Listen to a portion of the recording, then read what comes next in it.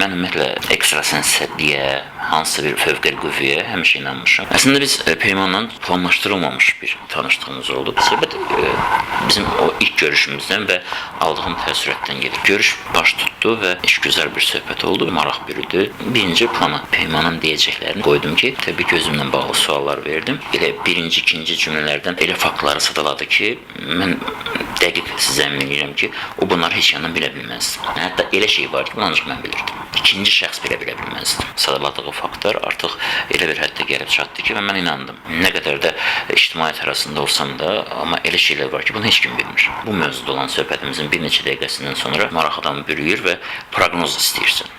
Çox soyuqqanlı onun proqnozlarını yadımda saxladım. Çox qısa müddətdən sonra baş tutmağa başladı. Sanki elə bir o qrupdur. Və dediyi proqnozlar addım-addım baş tutdu.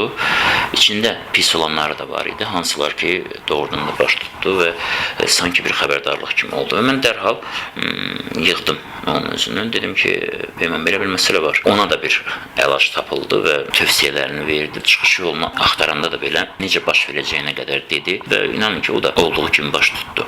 Yəni, bu mənim üçün çox maraqlı gəldi və bu adi insan şuuru ölçüsü ilə ölçülmür. Bu cəhalət deyil. Bugün o cəhalət kimi qəbul etdirmək istəyənlər, təqdim eləmək istəyənlər təəssüf ki, özləri də əslində cəhalətdə olduğunu hələ anlamırlar. Neysə.